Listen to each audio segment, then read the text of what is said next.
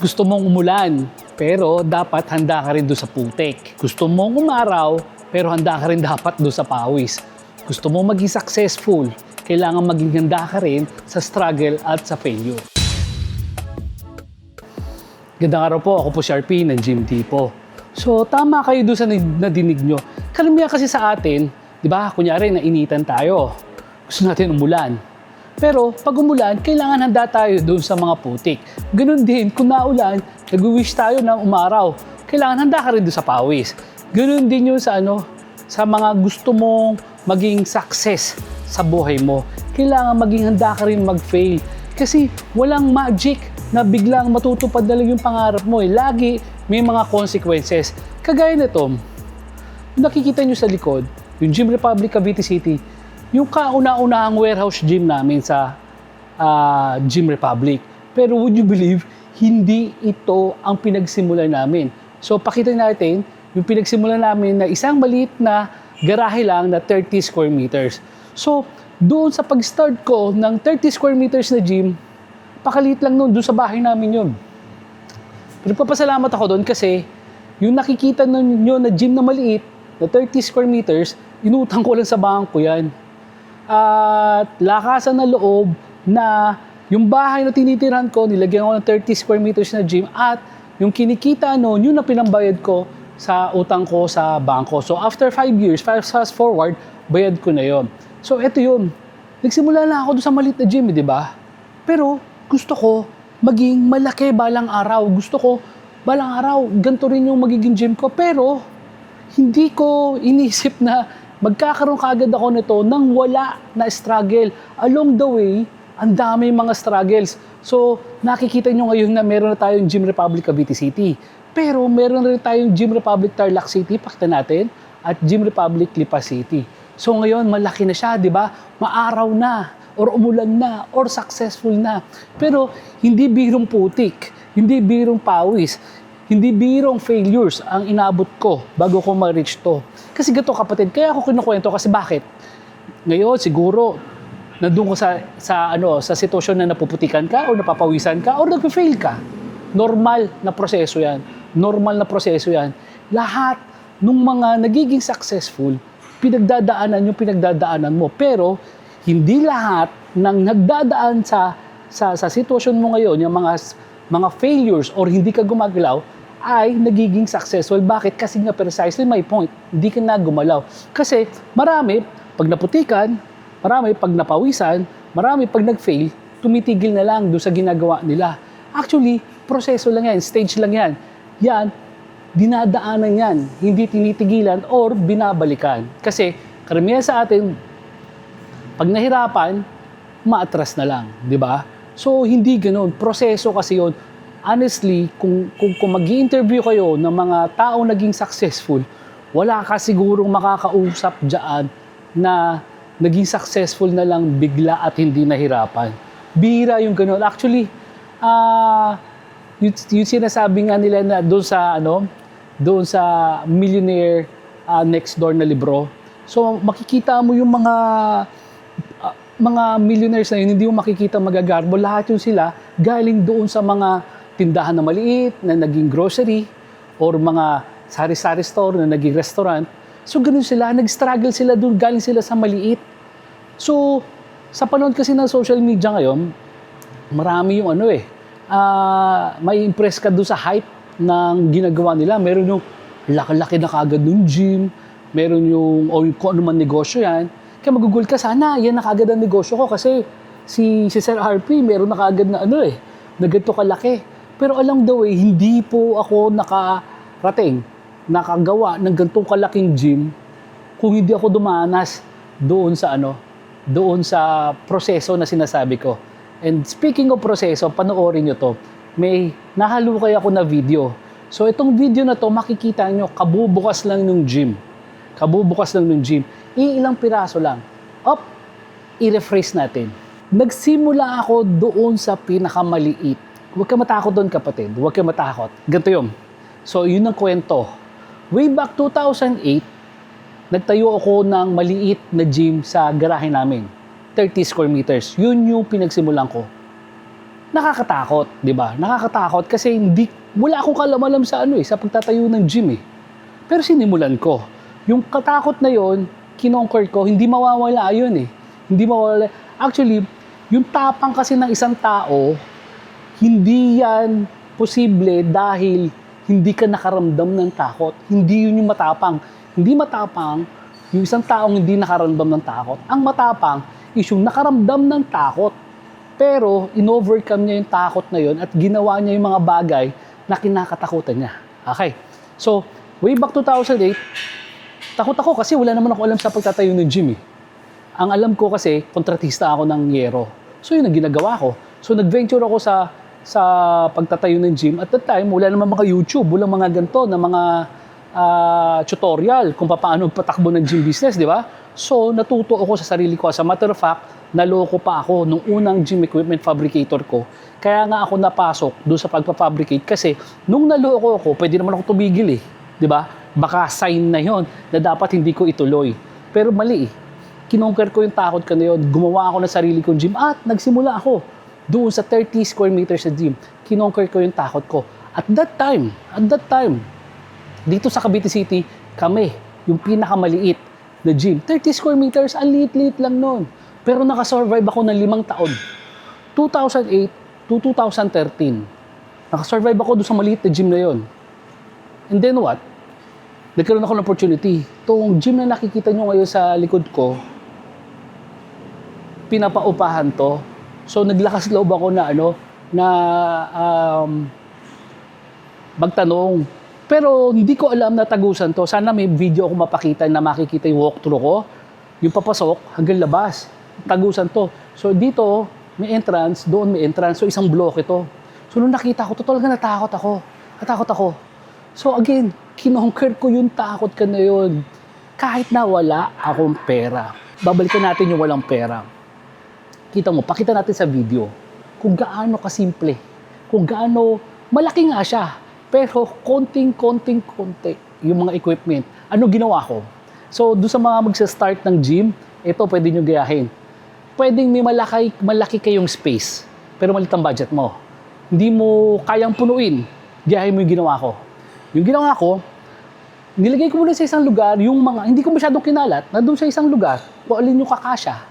Tapos, yung extra space na meron ako, ginawa kong functional training. May CrossFit, may circuit. Ang tawag nga namin doon, Circuit City. So, may pang bodyweight training. Pero, time after time, dagdag ako ng dagdag ng equipment. Kumikita kasi yung gym ko eh. Diba? Kumikita yung gym ko. At that time, hindi na ako yung pinakamaliit na gym. Diba? Pero at that time, ako naman yung may pinakakonting equipment. Oo, may mga gym na dito sa lugar namin. Pero malaki nga yung space ko, ako naman yung may pinakamaliit na, pinakakonti yung equipment. Hindi pa rin naging deterrent sa akin yun. Di ba? Hindi pa rin naging deterrent. Tinuloy ko yun. Sinugal ko yun. Calculated risk. Alam ko, makakayanin ko yan. Pagsisikapan ko yan. So makikita mo, doon sa original na video, na ilan-ilan lang yung mga tao at ilan-ilan lang yung mga gamit. From time to time, imagine mo ngayon, pakita natin yung video kung gaano karami yung tao sa Gym Republic. Kung buwan-buwan or after 2 months, dagdag ako ng dagdag ng isang gamit. Meron ako mixed martial arts area dati dito. Malaki yun, mga around 100 square meters. Pero napilitan ako na itigil muna, tapos pinalitan natin ng 150 square meters na extension ng gym equipment. Ang dami kasi tao rito. Ako na yung nahihiya sa mga tao na nag-gym dito, tapos sa dami, napila pa sila. Ang laki-laki na nito eh, di ba? O again, na-conquer ko yung fear ko, naging successful ako. Pero tumigil na ba ako doon? Hindi. Okay. So, ito yung belated na na-realize ko na I hope matagal ko nang ginawa. So, 2024, nagtayo ako ng kauna-unahang branch. So, 2013, tayo nagsimula dito. Itong warehouse gym na to. After 11 years, saka lang tayo nagtayo ng kauna-unahang branch natin sa Gym Republic, Tarlac City. Papanood natin. So again, isang 1,000 square meters na gym yan. Nung naging successful tayo dito sa Cavite, it took me 11 years para ma-realize, pwede tayong mag-branch out. Pwede natin i-replicate, gayahin, i-scale. Okay, so ginawa natin yun. Nung 2024, nagsimula na tayong dahan-dahan na mag-expand. And 2025, a year after, binuksan naman natin yung Gym Republic Lipa City. Okay? So ngayon, alalaki na nung di ba? Alalaki na nung mga branches natin. Tagwa 1,000 square meters yan, ganun kalalaki. Pero would you believe? Ngayon, kami pa rin ang pinakamaliit siguro na gym franchise na meron or gym branches na meron. Kasi andyan yung mga pound for pound, andyan yung Anytime Fitness, yung Brown House, etc. etc. Ang dami dyan na marami na. Di ba? Pero kami, 3 lang kami ngayon. Pero eventually, lalaki kami. Di ba? Yun yung difference. At yung kinukwento ko was the good part of the story. Pero, along the way, kailangan, hindi ko pinupulot yung pera. Inutang ko yung pera. So, yung pera na iba, inutang ko, binabayaran ko ng interest kasi mga professional sila na lender. At that time, di pa ako ganun kaganda yung credit standing ko sa bangko, di pa ako nakakautang sa bangko. Di ba? So along the way, ano yung hirap? Kita mo, never ako nakaranas ng mga engranding bakasyon. Hindi ako nakaranas ng engranding birthday. For first time in my longest life na nakapag-birthday celebration ako last week. 50th birthday ko. First time yon. So, halukayin nyo yung mga birthdays ko sa page ko or sa personal account ko, wala kayong makikitang celebration. Lahat yon part ng struggle ko. Lahat yon part ng mga panahon na napuputikan ako, part yon na napapawisan ako, at part yon na nagfe-fail ako. Oo, madaming failures along the way, madami. Pero kagaya na sabi ko sa'yo, hindi nasusukat din yung pagiging winner mo sa hindi ka nagkaroon ng failures. Nasusukat ang pagiging winner mo dahil nag-fail ka. Pero nag-struggle ka hanggang maging winner ka ba? Yung mga world record na mga athlete na kilala natin, si Lastimosa, Yala, hindi sila naging magaling sa tennis kagad. Di ba? Pero along the way, gumigising sila ng umaga, nagte-training sila ng gutom, tinitiis nila yung mga pagkain na dapat kainin at hindi dapat kainin, tiniis nila yon bago nila ma-achieve yung kanilang narating ngayon. Si Yulo, hindi naman niya biglang naging gold medalist na lang yon. Di ba? Si Hailin Diaz, hindi rin biglang naging gold medalist na lang sa Olympic yon. Kung makikita mo yung struggles nila along the way, marami, mabigat, at karamihan sa atin, susuko na sa umpisa pa lang doon sa ginagawa nila, pero hindi nila sinukuan. Bakit? Kasi ang intention nila, ang goal nila is manalo eventually. So yun yung gusto ko ma-share sa inyo. I mean, huwag kayong malula sa height na pinapakita ng ibang tao na, oh, ito ako, successful na ako. Ako, talagang never kong ipagyayabang. Itong ganito kalaki. Alam mo kung ano ipagyayabang ko? Itong ganito kaliit na nagsimula ako. Pakita natin. Dito ako proud eh. Doon sa maliit na gym na yan, dyan ako proud. Kasi, yan yung pinanggalingan ko eh. Yan yung pinanggalingan ko. Tapos, ito ako ngayon. Mas mahirap yung anak mayaman ako, nagtayo ako ng malaking gym kaagad, or sikat ako. Sana wala masagasaan. Sikat ako na gym influencer na maraming naniniwala sa capabilities niya, pull out, dagdag maraming mga nag-invest sa kanya, and wala yung kauna-unahan gym niya, ang laki kaagad. Di ba? Pero mind you, hindi sukatan ng success yun. Hindi sukatan ng success. Maaring magaling yung iba sa pagbubuhat, sa pagpapalaki ng katawan, pero iba ang pagmamanage ng gym business din. So again, mahirap din na bigla na lang natin na mainggit. Yun ang problema eh. Kasi kung marirealize natin na, ay ganun lang pala kadali eh. Bakit si Juan de la Cruz? Wala namang, wala namang experience yan. Pero yung unang gym niya, wow, ang laki. Di ba? So naiinggit kagad tayo doon. Pero hindi normal na proseso yon at hindi proven na proseso yon. Hindi nakakasigurado na along the way, dire-diretso yon na maganda yung tatahakin. So again, kaya ko sinasabi kasi to, kasi gusto ko na mabigyan ka ng pag-asa. Again, nasabi ko, kung napapawisan ka, napuputikan ka, nagpe-fail ka, proseso yan. Normal yan. Lahat ng successful na tao dumaan dyan. Kaya lang, wag mong tigilan. Dalawa kasi yan eh. 3, wag mong tigilan.